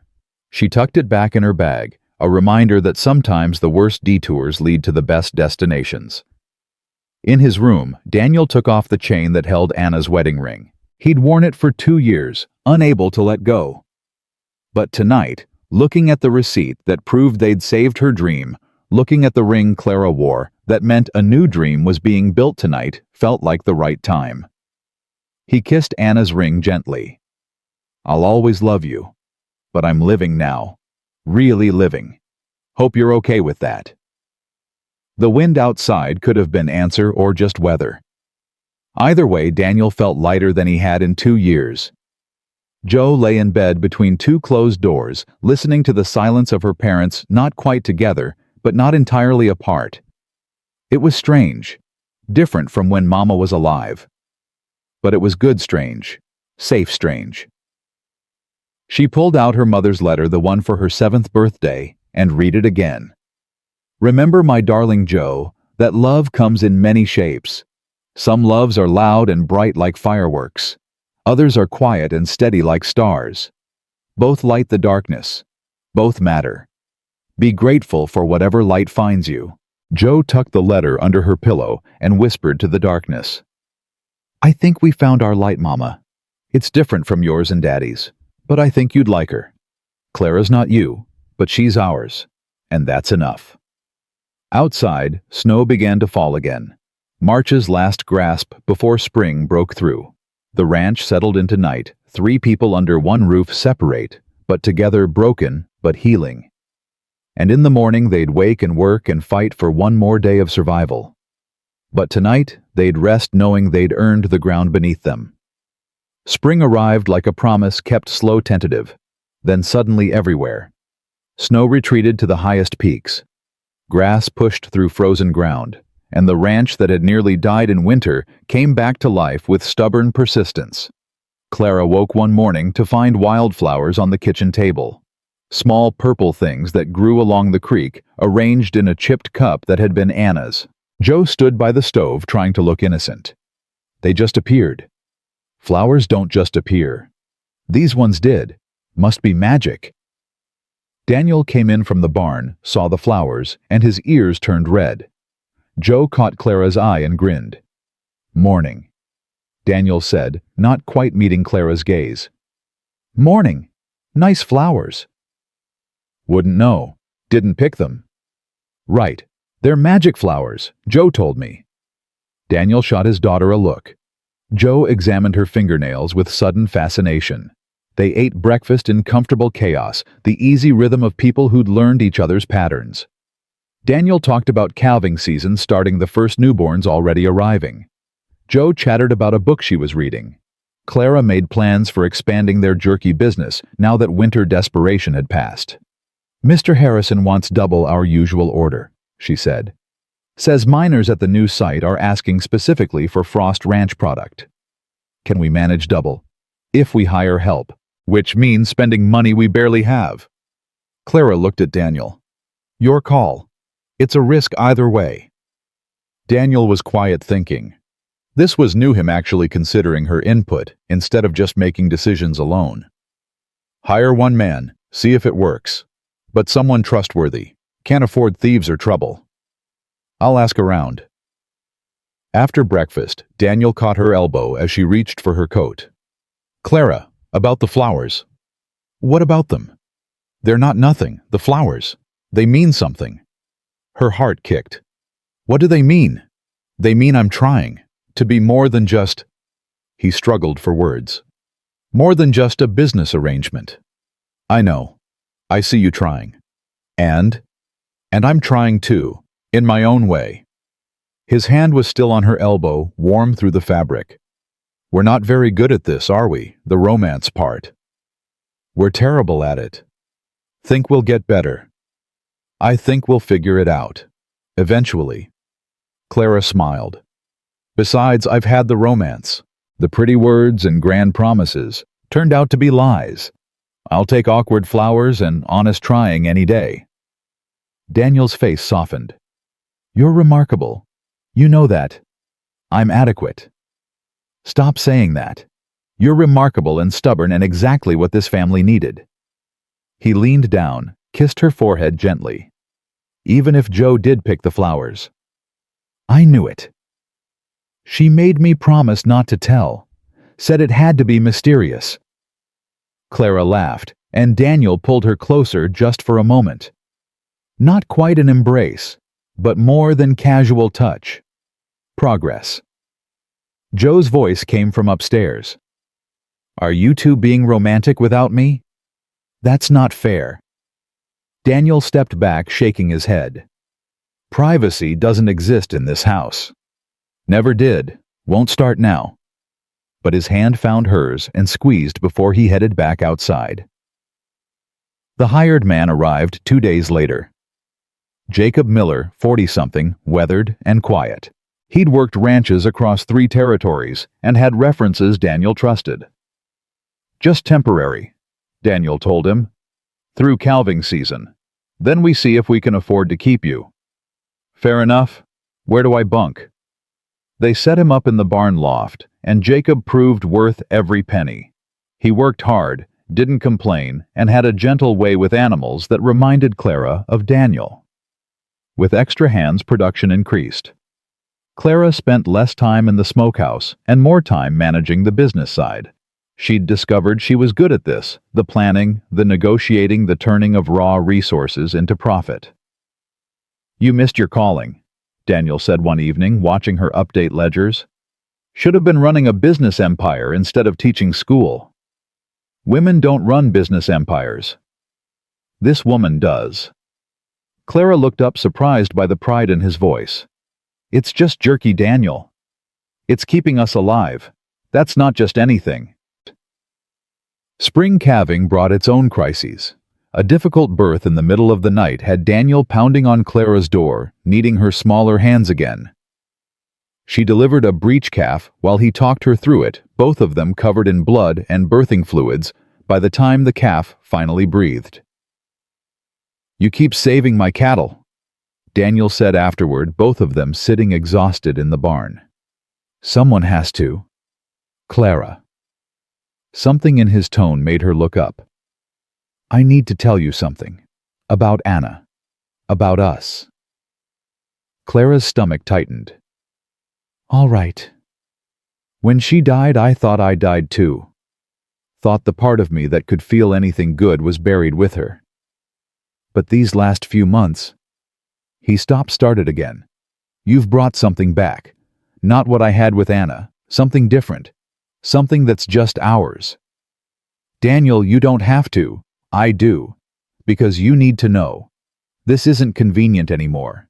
This isn't just business or partnership or whatever we called it to make it acceptable. This is... He reached for her hand, held it tight. This is me falling for my wife. Slow and awkward, and probably not how it's supposed to happen. But it's happening anyway. Clara felt tears burn. You're exhausted. It's been a long night. I'm not exhausted enough to lie. I'm falling for you, Clara, and I needed you to know. I don't know what to say. Don't say anything. Just let it be true. Let me feel this without apologizing for it. She squeezed his hand. Okay, it's true. You're allowed. They sat there in the barn while dawn broke outside, 2 people learning how to love after loss, how to build after breaking, how to hope after giving up. But peace never lasted long on a frontier ranch. The trouble came with Thomas Hartley, of course. Men like him didn't disappear just because you ignored them. Clara was in town collecting supplies when she heard the news. Hartley was buying up land surrounding the Frost Ranch, slowly, systematically creating a noose that would eventually strangle them. What's his play? She asked Mr. Harrison, who knew everything that happened in 3 counties. Water rights. If he controls the land around you, he controls your water access. Come summer drought, he can charge whatever he wants, or refuse to allow access at all. Clara felt ice settle in her stomach. That's legal. It's complicated, but yes, mostly. She drove home fast, found Daniel in the south pasture and told him everything. Daniel's face went hard. Son of a bitch. What do? We can't afford to buy land we don't need, can barely afford the land we have. Then we find allies, other ranchers who don't want Hartley controlling everything. I'm not good at asking for help, Clara. Good thing you married someone who is. She organized a meeting at their ranch 2 days later. 6 neighboring families came, all with the same concerns about Hartley's expansion. "He's buying everything he can get his hands on," old Pete Robbins said. "Give him a year, he'll own half the valley." "Not if we band together," Clara argued. "We pool resources, buy strategic parcels, create our own water co-op. He can't strangle all of us at once." "That takes money," Mrs. Henley pointed out. "Money none of us have." "Then we make money, together. We're all producing different things. What if we create a collective sell together, negotiate together, share profits?" Daniel looked at her with something like awe. "You've been thinking about this." "I've been terrified about this." Thinking came after. They spent 3 hours hammering out details. It wasn't perfect, but it was something. A defense against men like Hartley who thought money entitled them to everything. After everyone left, Daniel pulled Clara aside. "That was incredible. You built an alliance in one afternoon. I protected our family. That's different." "It's the same thing. You're remarkable, Clara Frost. Utterly remarkable." This time when he kissed her, it wasn't her forehead. It was soft, tentative, asking permission, even as he gave it. Clara's hands found his shoulders, steadying herself as the world tilted.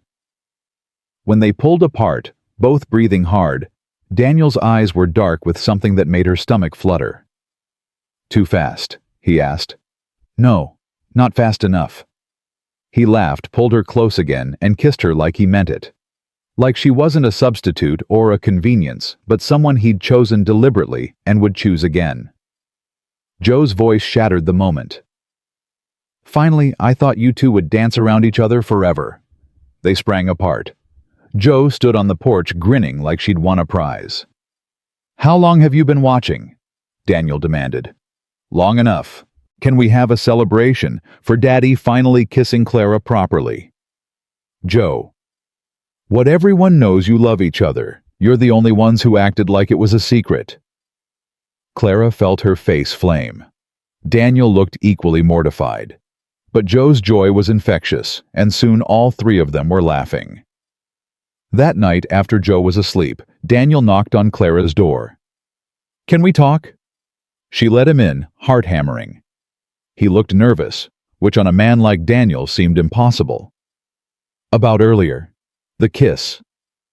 "If you're going to apologize—" "I'm not. I'm asking if I can do it again." Clara felt her breath catch. "Yes." This kiss was different. Slower. Deeper. Like they had all the time in the world to figure out what they meant to each other. His hands tangled in her hair. Hers pressed against his chest, feeling his heart race. When they finally broke apart, both knew something fundamental had shifted. "I should go," Daniel said, but didn't move. "You should. But I don't want to." "I know." "Clara." "We have time, Daniel. We have the rest of our lives to figure this out. Tonight's enough." He kissed her once more, gentle and promising, then forced himself to leave. Clara lay awake for hours, touching her lips, marveling at how quickly everything had changed. 6 months ago, she'd been frozen on a platform waiting to die. Now she was falling in love with her husband and fighting to save a ranch she'd claimed as her own. Life was strange and terrifying and absolutely perfect. Summer brought challenges. Drought threatened.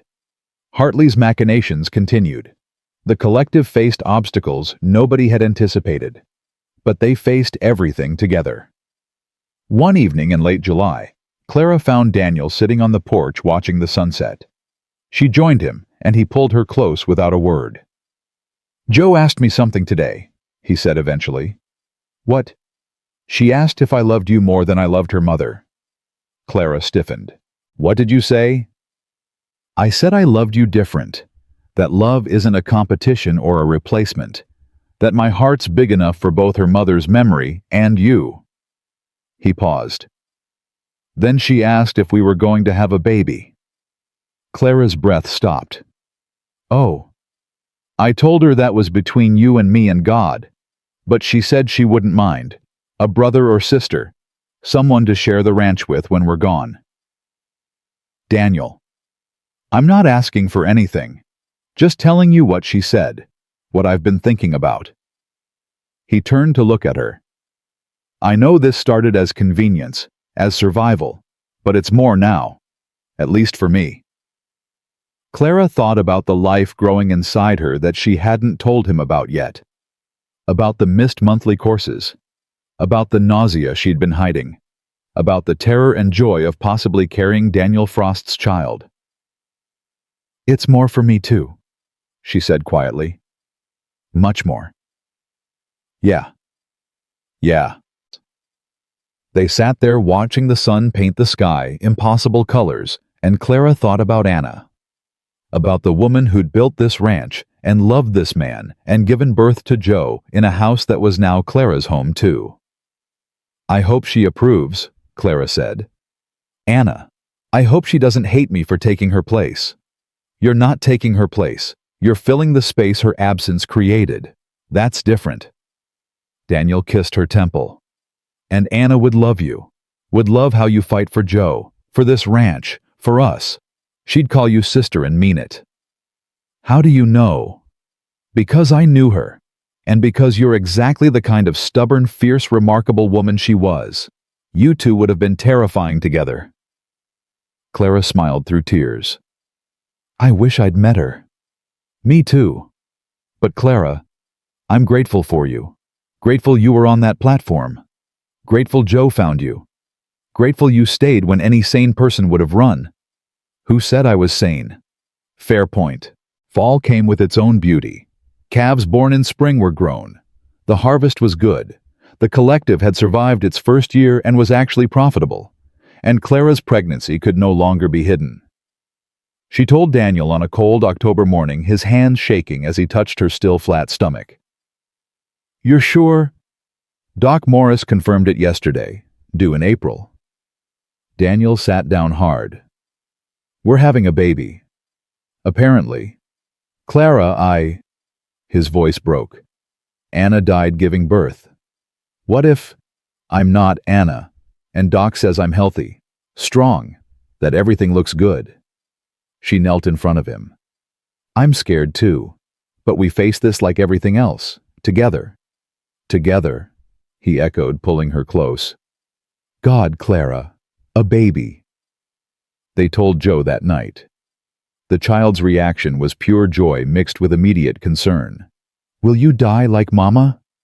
Clara pulled her close. I'm going to do everything possible to stay alive. For you, for your father, for this baby. I promise I'm going to fight. You're good at fighting.